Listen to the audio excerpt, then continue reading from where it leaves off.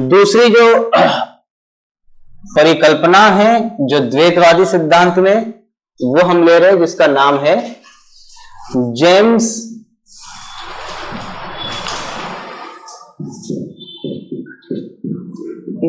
Jeans एवं Jefferies की कौन सी परिकल्पना है? ज्वारीय परिकल्पना।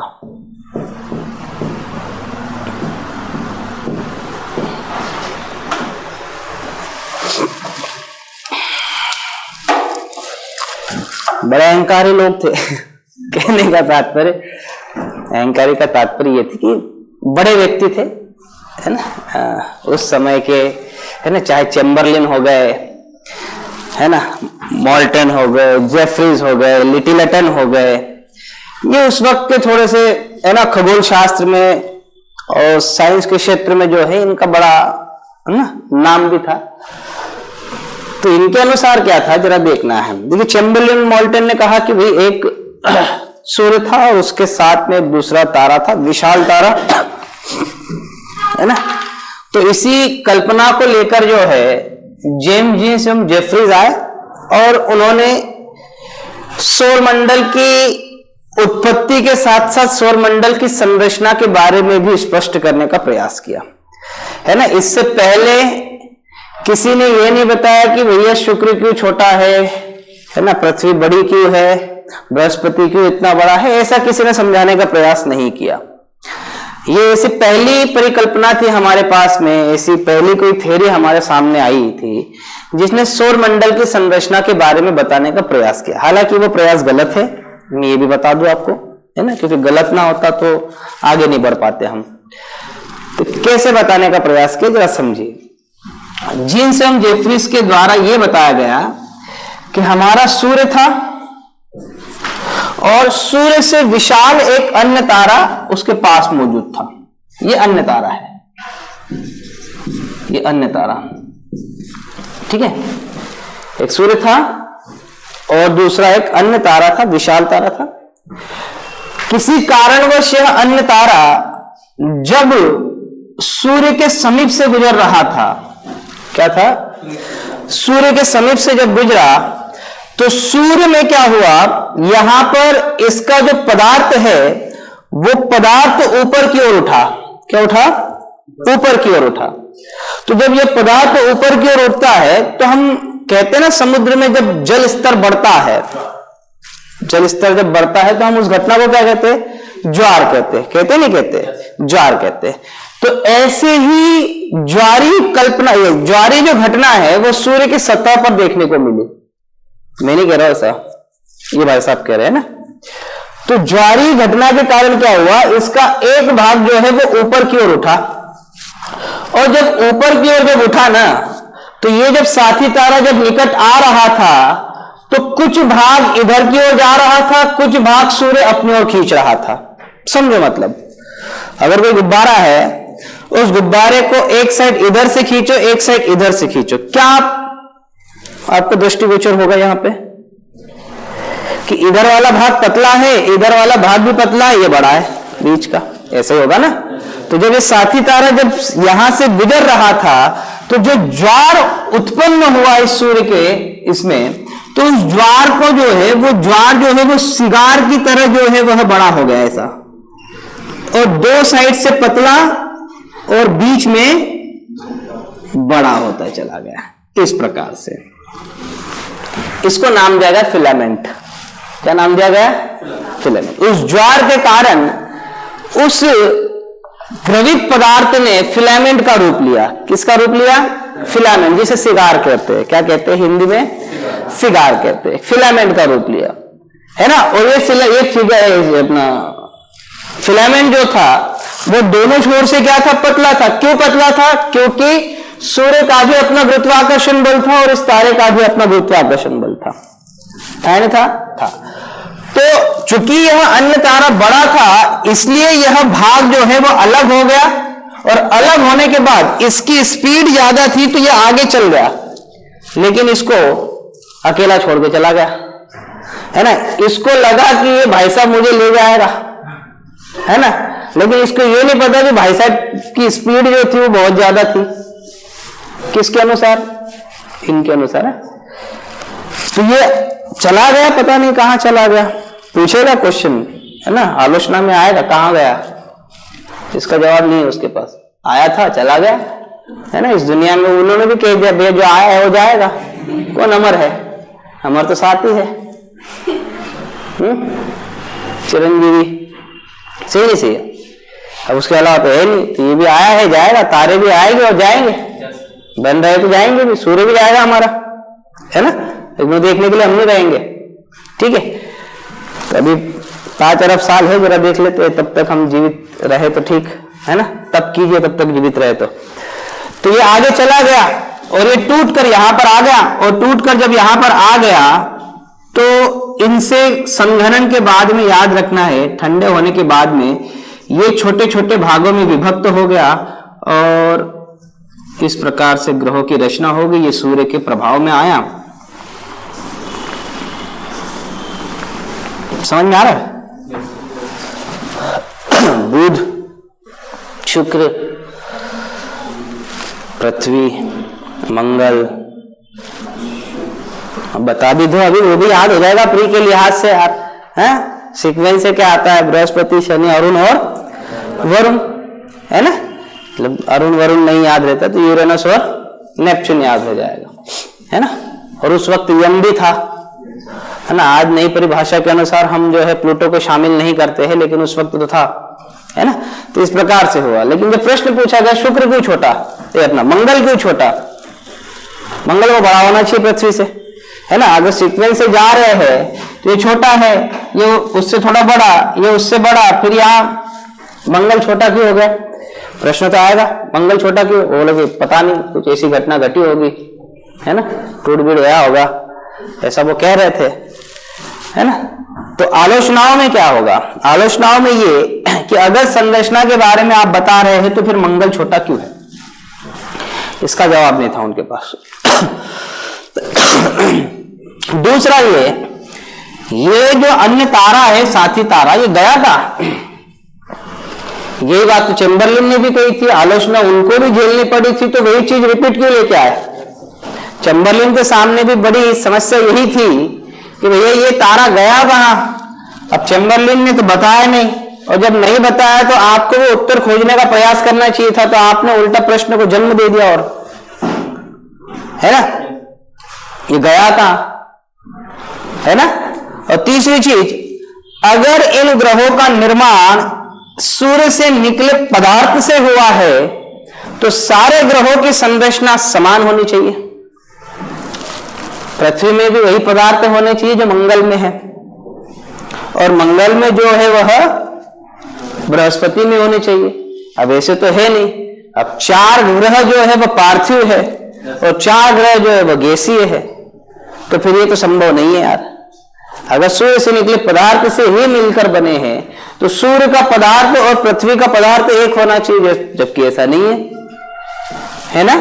सूर्य में देखा जाए तो लगभग 71% हाइड्रोजन है, 26% हीलियम है या नहीं है? पृथ्वी में है नहीं है? तो फिर हम कैसे बता सकते हैं? इन सारे प्रश्नों का जवाब इसके पास नहीं थे। किनके पास? जेम्स जीन्स एवं जेफरीज के पास। इसलिए यह परिकल्पना जो है वह मान्य नहीं हो पाई, है ना। क्योंकि सबसे बड़ा प्रश्न यह था कि भाई पदार्थ दोनों के एक होने चाहिए। अगर सूर्य से निकले पदार्थ से अगर हमारे ग्रहों की रचना हुई है तो उसका पदार्थ और इसका पदार्थ सेम होना चाहिए। तो ये पदार्थ को अलग करने के लिए एक और भाई साहब आ गए जिसका नाम था रसेल। क्या था? रसेल। रसेल ने युग्म तारक परिकल्पना प्रस्तुत की। कौन सी? युग्म तारक, यानी कि इसे द्वितारक भी कहते हैं हम, ऐसा नहीं कि नहीं कह सकते हैं, है ना। बाइनरी स्टार हाइपोथेसिस, ये समझे आप? डायग्राम उतारना हो तो उतार सकते हो, बाकी तो फिर मैं आगे बढ़ू, है ना।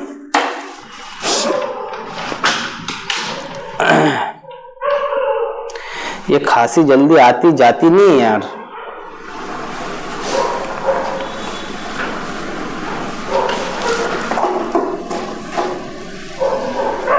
मैं तो भूल गया था, आज मेरा पहला लेक्चर है सर।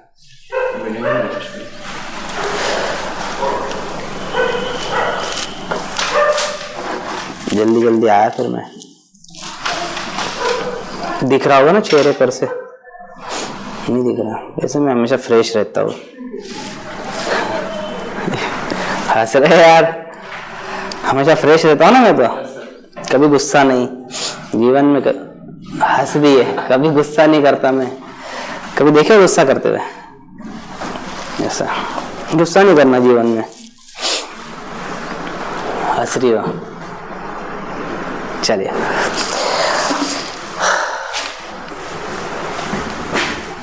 आंद्रे रसेल का 6 परिकल्पना। आंद्रे रसेल जानते हो? क्रिकेटर हो आप तो जाने को ज्यादा। कोलकाता नाइट राइडर छोड़ती नहीं है उसे। राजस्थान में आ गया क्या? वही देख रहा था मैं, पढ़ाई कम करते हो हैं? कल कोहली ने सेंचुरी मारी ऐसा लगा मुझे,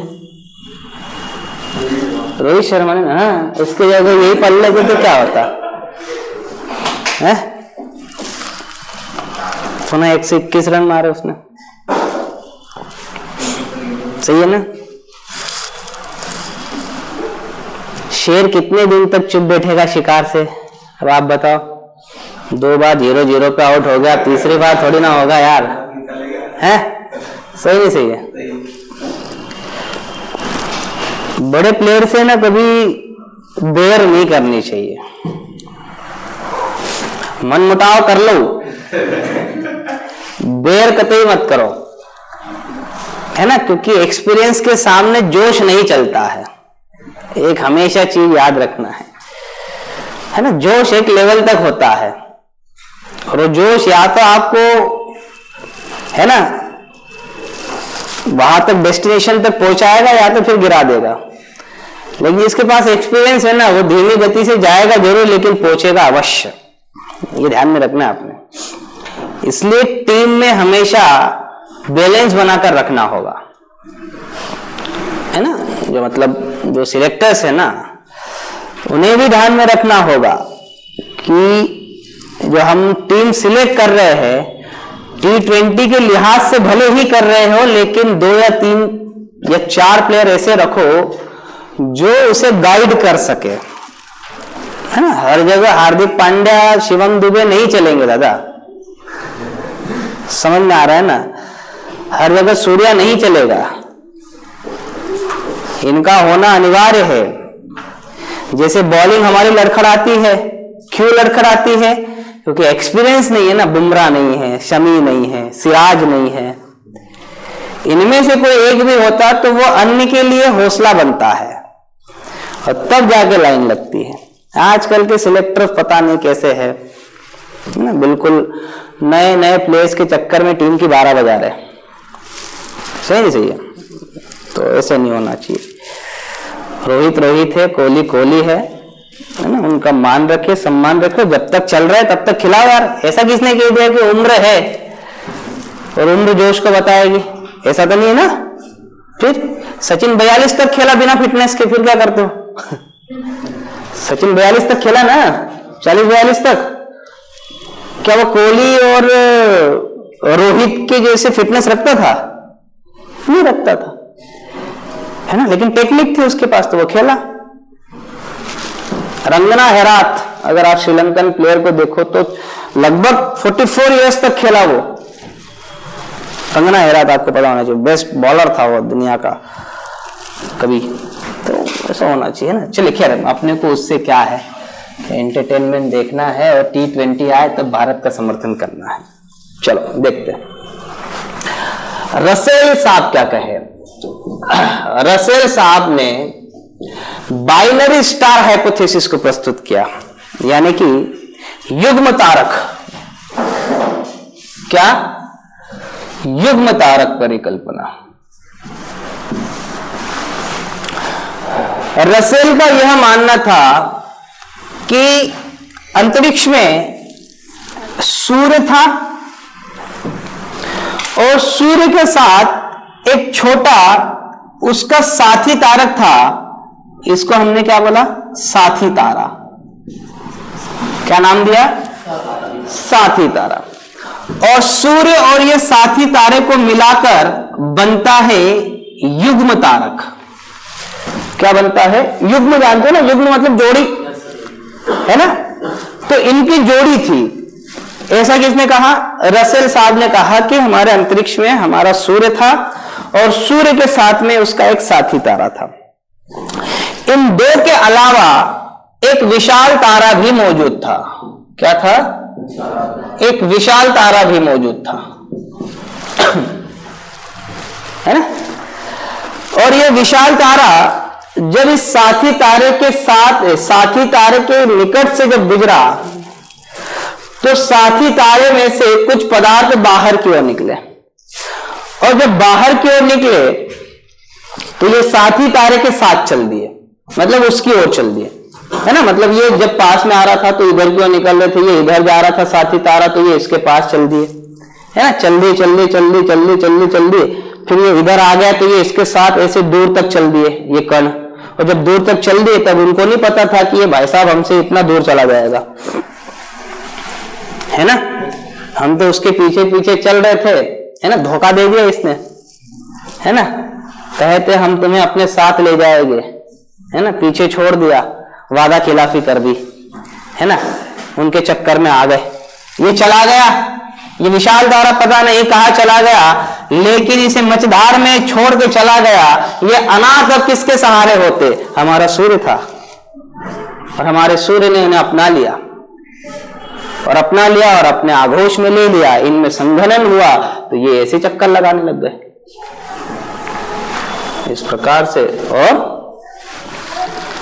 बना दिया हमारा सौर मंडल, है ना? अब इस चीज से तो निजात मिल गया हमें कि सूर्य का पदार्थ अलग होगा और इन पिंडों का पदार्थ अलग होगा, ऐसा उसने कहा। लेकिन उसे क्या पता था तारे एक ही प्रक्रिया से बनते हैं। सही नहीं सही है? दूसरा, फिर से वही ये गया था, जब दो लोग उसी चीज पर अटके हुए थे तो ये और बड़ा क्या बोले अब इसको, है ना? चेम्बरलिन से जब पूछा गया कि ये तारा कहां गया, जब वो जवाब नहीं दिया। जीन जेफरीज से पूछा गया कि तारा कहां गया, उन्होंने जवाब नहीं दिया। फिर भी उसने उसी प्रश्न को जन्म दे दिया, ये तारा कहां गया। सही नहीं सही है? और दूसरी चीज कि जिस साथी तारे से पदार्थ निकला था उसका क्या वाजिब है क्या? और है तो कहां है? दिखाई नहीं दिया। आदित्य एलवन भी तो गया, वो भी देखेगा कहां है। सही नहीं सही? साथी तारे का क्या हुआ आज तक जवाब नहीं मिला। और साथी तारा अगर छोटा था और सूर्य के निकट था, इसमें क्यों नहीं समाहित हुआ? सही है ना? तो इन सारे प्रश्नों के जवाब रसेल के पास नहीं थे। परिणाम स्वरूप रसेल की यह युग्म तारक परिकल्पना भी मान्य नहीं हो पाई, है ना? इसीलिए अगली थ्योरी को जन्म देना ही था और आना ही था, क्योंकि जब तक जवाब नहीं मिलते तब तक यह रिसर्च चलता रहता है ना? फिर आगे की एक और परिकल्पना आई। हालांकि रसेल की जो युग्म तारक परिकल्पना है उसकी मान्यता आज भी है, किस रूप में है ये जान लीजिए, क्योंकि वैज्ञानिकों का आज भी मानना है, और ऐसे कई सारे, है ना, हमने टेलीस्कोप वगैरह के माध्यम से देखा गया है, युग्म तारक होते हैं हमारे ब्रह्मांड में। हमारे आकाशगंगा में अगर हम बात करें तो 4 से 5% जो तारे होते हैं वो युग्मक रूप में आज भी मौजूद है। मतलब एक तारा होता है, उसके साथ एक छोटा साथी तारा अवश्य मौजूद होता है। हालांकि ये बात सही है ना? लेकिन सही भी है, लेकिन ये भी तारा है, ये भी तारा है, तो जो ग्रहों की बनावट होगी वो भी सेम ही होनी चाहिए फिर, है ना? जो हमारे सूर्य में जो पदार्थ है वही ग्रहों में भी होने चाहिए, तो ऐसा नहीं है ना? पुनः से एक बार और बता दूं मैं, अगर हम विशाल तारे की बात कर भी रहे हैं तो क्या हमारे अंतरिक्ष में इतने निकट तारे हो सकते हैं? ये तो खैर साथी तारा है, छोटा होगा, उसका कोई इतना बड़ा रोल नहीं है। लेकिन इतना विशाल तारा क्या किसी अन्य तारे के समीप से जब निकलेगा तो अन्य तारे का अस्तित्व रहेगा क्या? क्या वो स्थिर रहेगा क्या? और तारे घूमे कैसे? ये भी प्रश्न आता है। तो इन सारे प्रश्नों के जवाब इन थ्योरी से हमें नहीं मिल पाए, इन सिद्धांतों से हमें नहीं मिल पाए। इसलिए अगली थ्योरी जो हमारे पास में आ रही है वो है सुपरनोवा सिद्धांत। कौन सा है? सुपरनोवा सिद्धांत, है ना? फ्रेड हॉयल और लिटिलटन का सुपरनोवा सिद्धांत।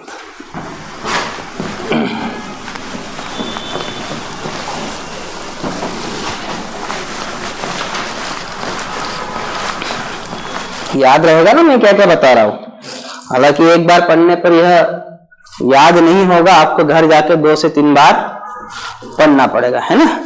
तो कोई भी चीज जो है वो एक बार पढ़ने से तो याद नहीं रहती। अगर होती तो फिर नोट्स बनाने की आवश्यकता न होती, है ना? फिर तो हमारे समझाने से ही हो जाता, है ना? इतने ज्ञानी तो हम है नहीं कि एक बार हमें पढ़ाया और हमेशा के लिए याद हो गया, है ना? तो इसलिए नोट्स वगैरह होते हैं, आपकी क्लास नोट्स होती है। क्लास नोट्स में वो लिखा जाता है जिस भाषा में हम समझना चाह रहे हैं, है ना? क्लास नोट्स किसी और को देने के लिए नहीं होती है। एक चीज ध्यान में रखिएगा, क्लास नोट हमें समझने के लिए होती है ना? क्योंकि जो समझाना है वो तो नोट्स में है ही, फिर तो वो पढ़ लो आप, तो वो तो वही लिखा है ना। क्लास नोट्स ये समझकर कभी मत बनाना कि दूसरा हमारी नोट्स लेगा तो क्या सोचेगा, है ना? ये सोच के कभी क्लास नोट्स मत बनाना।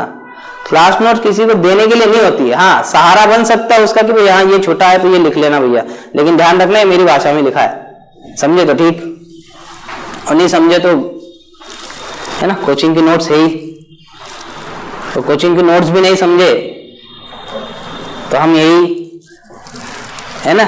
तो हम तो समझा ही देंगे ना। तो ये ध्यान में रखना है, आपको हमेशा ध्यान में रखना है। चलिए, तो फ्रेड हॉयल एवं लिटिलटन का, फ्रेड हॉयल एवं लिटिलटन का सुपरनोवा सिद्धांत, इसको हम हिंदी में कहते हैं विस्फोटी तारा सिद्धांत। अच्छा, इसको नोवा सिद्धांत के नाम से भी जाना जाता है, सुपरनोवा न कह के नोवा सिद्धांत भी कह सकते हो आप, है ना? चलिए, क्या है जरा देखते हैं, है ना? देखिए, सुपरनोवा जब मैं कभी आपको तारे के बनने की जब प्रक्रिया पढ़ाऊंगा, है ना, प्री में, तो तारा कैसे बनता है, तारे का जन्म कैसे होता है, उसके बारे में हम चर्चा करेंगे। लेकिन ये जान लीजिए कि तारे के बनने की एक अवस्थाएं होती है ना, भ्रूण तारा से, है ना, एक युवा तारा बनता है। युवा तारा बनते बनते बनते बनते याद रखना है उसमें एक बार विस्फोट अवश्य होता है। तो इस विस्फोट जब होता है तब हम उसे कहते हैं विस्फोटी तारा। याद रखना, सुपरनोवा की कंडीशन तारे के बनने से लेकर उसके अंतावस्था तक 2 बार घटित होती है, 2 बार घटित होती है। एक बनने के क्रम में और दूसरा अंत होने के क्रम में, है ना। जब वो ब्लैक होल में समाहित होगा, वो समाहित होने से पूर्व, है ना, जब उसमें हाइड्रोजन पूर्ण रूप से हीलियम में कन्वर्ट हो जाता है और जब वो ठंडा होते जाता है और संकुचित होता है तो अंदर दबाव बढ़ता है, और दबाव बढ़ने के साथ साथ याद रखना एक वक्त ऐसा आता है जब प्रेशर ज्यादा हो जाता है और वो जोर से फटता है। तो इस कंडीशन को क्या कहा जाता है? Supernova condition. और ऐसी स्थिति जब कोई तारा जन्म ले रहा होता है और जन्म लेने से पहले जब वो अपने परिपक्व जब रूप में आता है तो परिपक्व रूप में आने से पूर्व भी वह एक बार विस्फोटित होता है। तो इस घटना को कहा जाता है सुपरनोवा। क्या कहा जाता है? सुपरनोवा। तो सुपरनोवा का एक सिंपल सा अर्थ आपको जानना है, विस्फोटी तारा। क्या है? विस्फोटी तारा। तो इस सिद्धांत के अनुसार यह कहा गया कि हमारा सूर्य था, क्या था? सूर्य था, और सूर्य से विशाल एक अन्य तारा था। इस अन्य तारे में किसी कारणवश जोर से विस्फोट हुआ। क्या हुआ? जोर से विस्फोट हुआ, और विस्फोट इतना बड़ा था कि जिस ओर सूर्य था उस ओर यहां से निकला पदार्थ ज्यादा दूर तक गया। क्या गया? ज्यादा दूर तक गया, और जब ज्यादा दूर तक गया तो ये जो पदार्थ था ये सूर्य के प्रभाव में आया, और सूर्य के प्रभाव में आने के बाद संघनित होकर जो है वो पिंड बनाते चले गए, और सूर्य के प्रभाव में आकर यहां पर इसे चक्कर लगाने लगा, है ना। इसी सिद्धांत को कहा जाता है सुपरनोवा सिद्धांत, कि अन्य तारे में एक भयंकर विस्फोट हुआ, और इस विस्फोट से जो पदार्थ बाहर की ओर निकले वो बाहर जिस ओर सूर्य था वहां ज्यादा गए, और जब सूर्य की ओर ज्यादा गए तो सूर्य के गुरुत्वाकर्षण शक्ति के दायरे में जो है वो प्रवेश कर गए, और संघनन की प्रक्रिया के फलस्वरूप जो है संघनित होते चले गए वह, और संघनित होने के बाद यह पिंड का रूप लेते चले गए, और पिंड के रूप लेने के बाद यह सूर्य के चक्कर लगाने लगे। ऐसा कौन कह रहे थे? ये फ्रेड हॉयल साहब और लिटिल हटन साहब कह रहे थे। प्रश्न यही उठता है कि ठीक है भैया, मान भी लेते हैं, लेकिन क्या तारे इतने समीप है कि उसका पदार्थ अन्य तारे के पास आ जाए? पहला प्रश्न है ना। दूसरा, मान भी ले चलो कि विस्फोट बहुत बड़ा हो सकता है, तो पदार्थ ज्यादा दूर तक भी गए होंगे, लेकिन पदार्थ अगर दूर तक गए हैं और उनसे पिंड बने हैं, तो उन पिंडों में घूर्णन गति कैसे आई, और वह सूर्य के चक्कर कैसे लगाने लगे? इसका जवाब इनके पास नहीं था, है ना, कि भाई आखिर सूर्य के चक्कर ये कैसे लगाने लग गए। तीसरी चीज, अगर ग्रह बने हैं तो फिर उपग्रह कैसे बने, इसका भी जवाब दे दो। तो इनके पास उसका भी जवाब नहीं था कि भैया उपग्रह कैसे बने होंगे, हमें नहीं पता, हो सकता कि जो बचा हुआ पदार्थ होगा वो पिंडों के आसपास एकत्रित हुआ होगा और उससे उपग्रह बने होंगे। हालांकि सभी लोग यही कहते हैं, लेकिन बनने की एक निश्चित प्रक्रिया होती है, उस प्रक्रिया के बारे में याद रखना है। इन्होंने किसी प्रकार के बारे में चर्चाएं नहीं की है। परिणाम स्वरूप यह सिद्धांत भी याद रखना है, सफल नहीं हो पाया। हालांकि कुछ समय तक इस सिद्धांत को मान्यता थी, परंतु जैसे जैसे विज्ञान आगे बढ़ते चला गया, जब ये साइंस के नियमों के विपरीत होने लगा, तो फिर इस सिद्धांत की मान्यता अपने आप ही समाप्त हो गई। यानी कि हमारे पास अब ऐसा कोई सिद्धांत नहीं है जिसे मान्यता प्राप्त हो। एक जो सिद्धांत था कांट का था और लाप्लास का था, है ना। कांट का कुछ समय तक जो है वह सिद्धांत एप्लीकेबल रहा भी, लेकिन उससे ज्यादा समय तक जो चर्चा में था वो लाप्लास का निहारी का परिकल्पना थी, क्योंकि एक लंबा समय बीत गया, क्योंकि उसके बाद कोई बड़ा सिद्धांत आया नहीं था। क्योंकि चैम्बरलेन और मोल्टन का 20वीं सदी में आया था, 1904 में, आरंभिक क्रम में 1911 में बताया था ना, जबकि 1796 में हमने लाप्लास की परिकल्पना को देखा। तो एक लंबा समय बीत गया, मतलब 1800 से लेकर 1900 साल का समय बीत गया। उस बीच में कोई ऐसी एक बड़ी कल्पना नहीं आई, परिकल्पना नहीं आई जो लाप्लास के सिद्धांत को चैलेंज कर पाए, इसलिए उसका सिद्धांत जो है वो लंबे समय तक चला। लेकिन ये समय 1940 तक का आ गया, 1939 तक का यह समय आ गया। यानी कि हम उस समय में थे जब देश आजाद होने के क्रम में था, आजाद हिंद फौज की स्थापना होने में थी। हम उस समय की बात कर रहे, ज्यादा समय नहीं बीता है ना। तो उस समय तक आते आते हमारे ब्रह्मांड के रहस्य के बारे में अभी भी कोई खुलासा नहीं हो पा रहा था। तो एक और सिद्धांत इसमें आया। एक व्यक्ति थे जिन्होंने कांट और लाप्लास की थ्योरी को ध्यान में रखते हुए अपना सिद्धांत प्रस्तुत किया, है ना। हालांकि इसको भी अद्वैतवादी सिद्धांत में रखना ही उचित है। किसे? ऑटो श्मिट की अंतर तारक धूलकण परिकल्पना को, है ना, क्योंकि इसने सहारा किसका लिया? कांट और लाप्लास का लिया, है ना। अब अंतर क्या है कांट और लाप्लास की थ्योरी और ऑटो श्मिट की अंतर तारक धूल परिकल्पना में? एक दो लाइन में मैं एक्सप्लेन करता हूं आपको। बड़ा मुश्किल है कि ये सिद्धांत पूछे जाए आपको, है ना। एक द्वैतारक सिद्धांत पूछा जा सकता है आपको, चेम्बरलिन का पूछा जा सकता है ना, और ए.टी. लटन का सुपरनोवा सिद्धांत पूछा जा सकता है ना। ऑटो श्मिट का पढ़ना तो आपको है ना, बट एक बार पढ़ के छोड़ देना है ना, ज्यादा इसमें चिंता नहीं करना है, क्योंकि आगे हमारा सर्वमान्य सिद्धांत आने वाला है। कौन सा? Big bang. तो उसके बारे में भी चर्चा करेंगे, तो उसकी भी एक कहानी है जो सुननी होगी आपको, है ना। और क्या होता है बिग बैंग सिद्धांत, इसको समझेंगे हम, है ना। तो ऑटो श्मिट की अंतर तारक धूल परिकल्पना है, उस पर हम चर्चा अभी कर लेते हैं।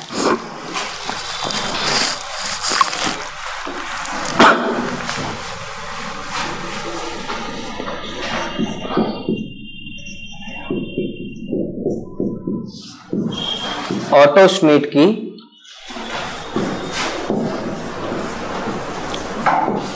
अंतर तारक धूल कण परिकल्पना।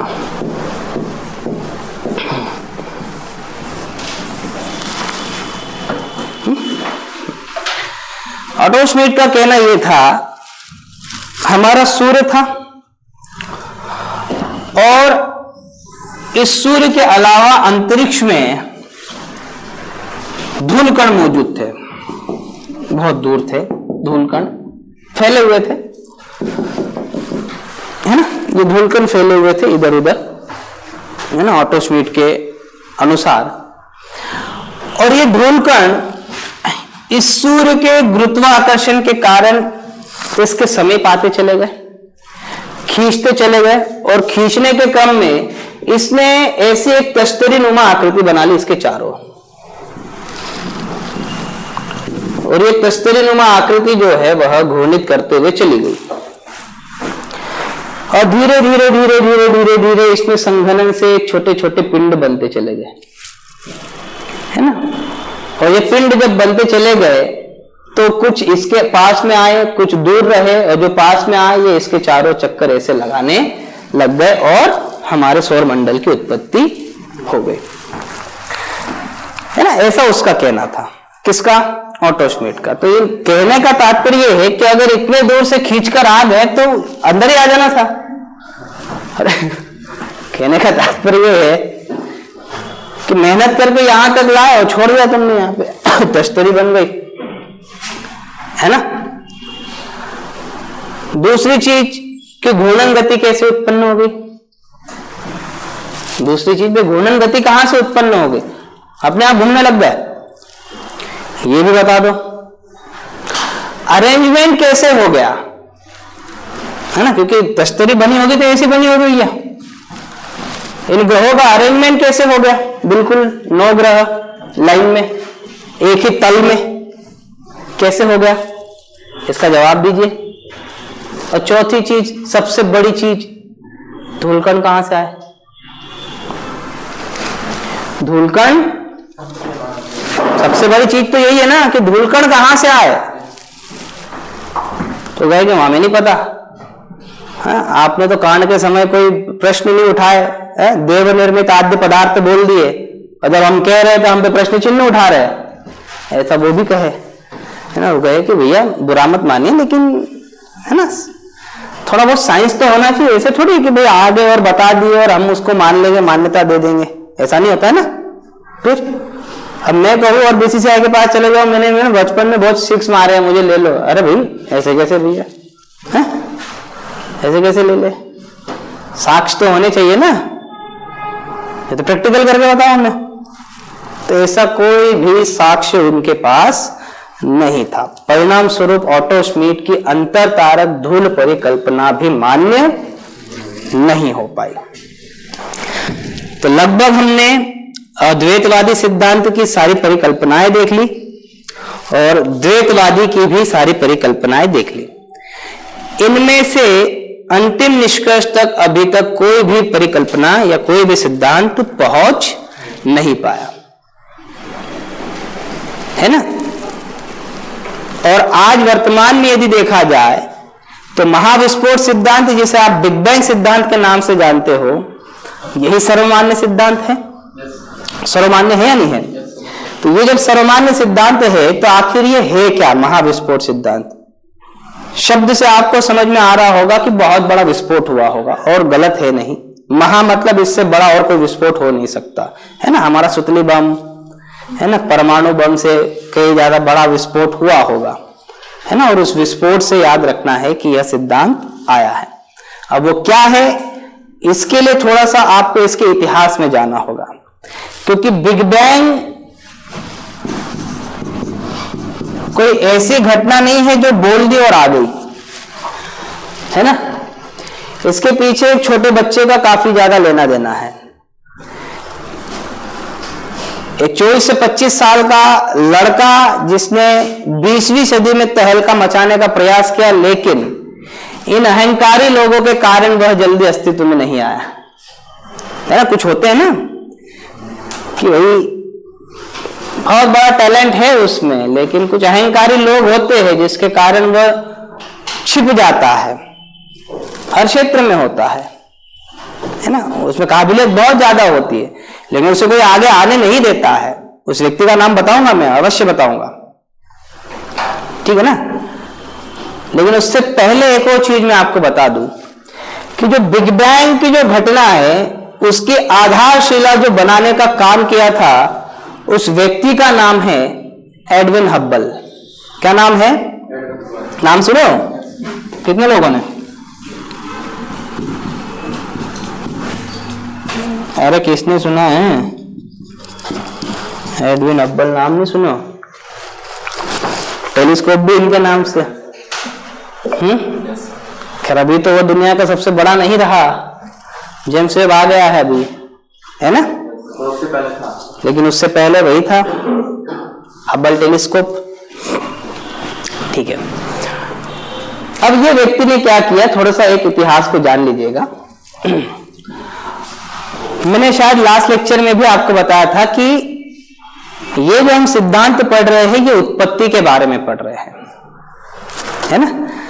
लेकिन इनसे पहले भी कई लोग आए थे जो सौर मंडल की संरचना के बारे में हमें बताने का प्रयास कर रहे थे। उसमें सबसे पहले व्यक्ति का नाम आता है क्लॉडियस टॉलेमी, है ना। ये संरचना बताई थी इन्होंने, क्लॉडियस टॉलेमी। 140 ईस्वी में इसने कौन सी थ्योरी प्रस्तुत की थी? जियोसेंट्रिक, है ना। भू केंद्रित सिद्धांत इसने प्रस्तुत किया था। भू केंद्रित, भू मतलब क्या? पृथ्वी। केंद्र मतलब क्या? बीच में। 140 में, सोच लो हम अभी, है ना, 23-24 में है ना। तो इतने समय पहले जब साइंस न के बराबर, न क्या था ही नहीं, है ना। ज्ञान था तो था नहीं, साइंस नहीं था, है ना। तो जियोसेंट्रिक हाइपोथेसिस के अनुसार यह कहना था कि पृथ्वी हमारे सौर मंडल के केंद्र में है और सूर्य और अन्य ग्रह जो है वो इसके चक्कर लगा रहे हैं। आप कहेंगे कि क्या बेवकूफी भरी बातें करता है ये क्लॉडियस टॉलेमी, ऐसा थोड़ी ना है। सूर्य केंद्र में है या नहीं है? है नहीं? फिर भी आप गलत हो। केंद्र में थोड़ी ना है, एक भाग में है, तो बेवकूफ आप भी हो, सही है ना। लेकिन हमें यह सोचना चाहिए कि हमें तो ये किताब में लिखा गया है तो ज्ञान मिला है, उस वक्त तो था भी नहीं ना। उसने अपने तर्क के आधार पर बता दिया कि अन्य भी कोई पिंड है। हम तो आज भी सोच रहे थे कि पृथ्वी के अंदर रह रहे हैं हम, तो बाद में पता चला सतह पर है। मानते नहीं मानते हो? हमें ऐसे नहीं आंकना चाहिए किसी को, सही नहीं सही है। अरे यार वे कैसे लोग थे यार, एक एक कमरे की टीवी में लोग ये देखते थे, एक एक कमरे के जितना बड़ा कंप्यूटर होता था। क्या यार, आज तो इतने से मोबाइल में आ गया कंप्यूटर। तो भैया वो बड़ा आया था तभी छोटा आया, नहीं तो आता क्या? संभव ही नहीं था, है ना। हर बड़े महायुद्ध की शुरुआत जो है ना वो छोटे प्रयाणों से होती है। तो ये शुरुआत थी, कम से कम इसने ये तो बता दिया कि हमारा सौरमंडल की संरचना, भले सौरमंडल नाम ना दिया हो लेकिन अंतरिक्ष में ऐसी कोई संरचना है, ये तो बता दिया। बता दिया ना, बता दिया, बता दिया। क्योंकि उस वक्त दूरबीन वगैरह कुछ नहीं था, बहुत समय बाद आया भैया, 16वीं शताब्दी के आसपास दूरबीन वगैरह की खोज हुई, और वो भी इतना रिजोल्यूशन नहीं देती थी। समझ में आया? आज की दूरबीन इतना दूर दूर तक कई आकाश गंगाओं को देख लेती है, पहले थोड़ी देखती थी कहीं। सही नहीं सही? पेट्रोल पंप के पास जो चश्मे वाला जो खड़ा रहता है उसके पास जो दूरबीन होती है वो थोड़ी ना चांद पे बिल्कुल देख लेगा, है ना? उसका रिजोल्यूशन कम होगा क्योंकि 20 रुपए 50 रुपए की है। और अच्छा टेलीस्कोप लेने जाओ जो कम से कम सूर्य ग्रहण और चंद्रग्रहण दिखा देगा तो 5-10 हजार रुपए खर्च भी करने पड़ेंगे, और नहीं है तो सूर्य ग्रहण को फिर वो एक्सरे आता है उससे देख लो, फ्री में काम हो जाता है ना? संभाल के रखते थे पहले, है ना? बड़ा, चलो खैर जाने दो, हम वहां में नहीं चर्चा करते, हम ये फिर 16वीं शताब्दी के आसपास, है ना, 1543 उसके मध्यावस्था तक एक व्यक्ति आया जिसका नाम था कोपरनिकस। उस कोपरनिकस ने दूरबीन की सहायता से हमारे ब्रह्मांड को देखने का प्रयास किया और ये कहा कि पृथ्वी इसके केंद्र में न होकर सूर्य इसके केंद्र में है, और पृथ्वी के सदृश जो ग्रह है वो इसके चारों ओर चक्कर लगा रहे हैं। यानी कि इसने सौरमंडल की सटीक संरचना के बारे में हमें बताने का प्रयास किया। इसीलिए कोपरनिकस को क्या कहा जाता है? सौरमंडल का जन्मदाता कहा जाता है ना? व्यक्ति के तौर पर अगर कहा जाए तो, और खगोलीय पिंड के तौर पर यदि आपको सौरमंडल का जन्मदाता पूछा जाता है तो फिर सूर्य आएगा, है ना? दोनों ही प्रश्न अपने आप में अलग है। तो ये जो थ्योरी कहलाई, ये थ्योरी क्या कहलाई? हेलियोसेंट्रिक या सन सेंट्रिक। सन सेंट्रिक या हेलियो यानी कि सूर्य केंद्रित सिद्धांत कहलाया। लेकिन ज्ञान उतना ही था ना जितना उसके पास साधन होंगे, उन साधनों के माध्यम से वो जितना देखने का प्रयास किया उनके अनुसार बहुत था वो, है ना? और क्या हुआ कि इन्होंने जो सौर मंडल था उसी को ब्रह्मांड मान लिया कि ब्रह्मांड इतना ही होगा भैया, इतना ही कोई ब्रह्मांड हो सकता है, बाकी की जानकारी उनके पास नहीं थी। फिर समय आया 19वीं शताब्दी का, 1805 ईस्वी में विलियम हर्शल ने, इस वक्त तक आते आते दूरबीन और अच्छी हो चुकी थी। दूरबीन की सहायता से इसने अंतरिक्ष का गहन अध्ययन किया, और गहन अध्ययन करने के बाद उसे कुछ तस्तरी नुमा ऐसी कोई संरचना मिली। कैसे मिली ये मिटा दूं मैं? उसे तस्तरी नुमा को संरचना मिली। तस्तरी मतलब डिस्क टाइप, सीडी देख रहे हो ना आप? सीडी आप देखते हो, सीडी नहीं बोल रहा हूं मैं, जो डीवीडी वगैरह आती है ना हमारी, वो सीडी, सुदर्शन चक्र आपने देखा होगा, है ना? तो इस तरीके से कुछ तस्तरी नुमा कुछ संरचना मिली उसे।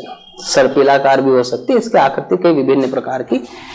इस तस्तरी नुमा आकृति में उन्हें कुछ तारों का झुंड दिखाई दिया, हर जगह पर तारे तारे दिखाई दिए ऐसा। यानी कि इस तारों के झुंड को उसने नाम दे दिया आकाशगंगा। क्या नाम दे दिया? आकाशगंगा। और ये कहा कि इसी आकाशगंगा के अंदर हमारा सूर्य है और हमारा सौर परिवार मौजूद है। आया समझ में? देखो कहां से शुरू हुआ था? क्लॉडियस टॉलमी से। आते आते हम कहां तक आ गए? आकाशगंगा तक। शुरुआत होना अनिवार्य है, अगर शुरुआत नहीं किया तो आप अंत तक नहीं पहुंच सकते, अपने गंतव्य तक नहीं पहुंच सकते। तो उसके लिए शुरुआत होना अनिवार्य है। शुरुआत हो सकता है गलत भी हो, क्योंकि गलती से ही व्यक्ति सीखता है। सीखता ही सीखता है भाई, आज गलती हुई, हमसे क्वेश्चन नहीं बना, तभी तो कल बना पाओगे ना। फिर तो ये विलियम हर्शल साहब ने कहा कि आकाशगंगा में ही हमारा सौरमंडल है, बट इससे आगे वो कुछ और जानकारी नहीं दे पाए। फिर आए 1920 में, कौन आए? Edwin Hubble. 1920 में जब एडविन हब्बल साहब आए और उन्होंने दूरबीन की सहायता से गहन अध्ययन किया और बहुत गहनता से अध्ययन किया और काफी समय भी लिया। ऐसा नहीं कि उनकी थ्योरी 1920 में प्रस्तुत हुई, इससे पहले उनका अध्ययन जारी था। और जब अध्ययन जारी था और 1920 में जब अपना यह सिद्धांत उन्होंने जब प्रस्तुत किया, तब दुनिया की आंखें जो है वो खुल गई। अब कैसे खुली, आखिर इन्होंने कहा क्या, है ना?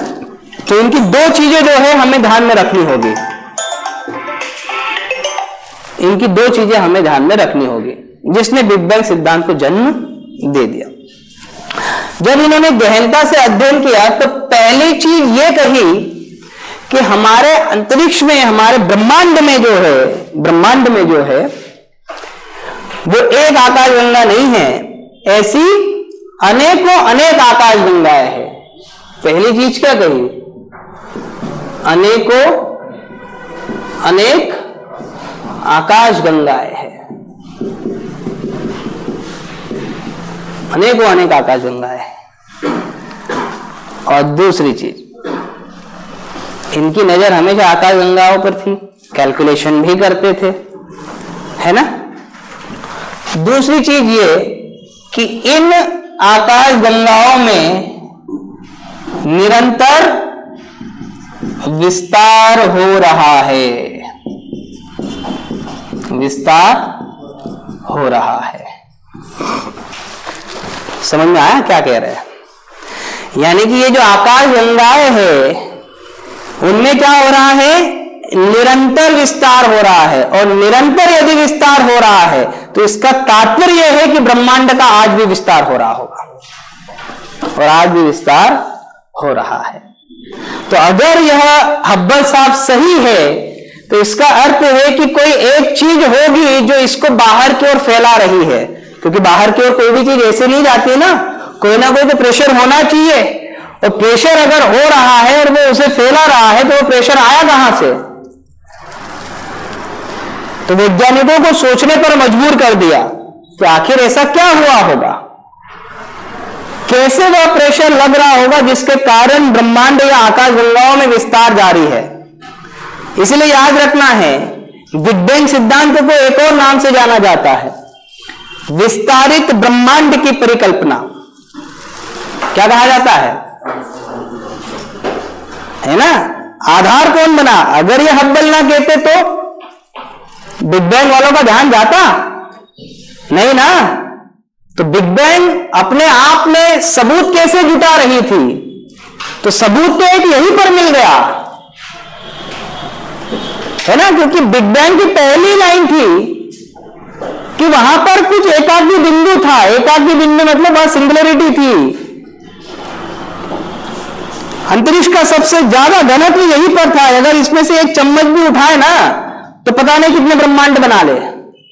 इतना घनत्व केवल एक पॉइंट पर था, उसे सिंगुलरिटी नाम दिया गया। सबसे ज्यादा घनत्व, सबसे ज्यादा ग्रेविटेशनल फोर्स वहां पर था। सही नहीं सही है?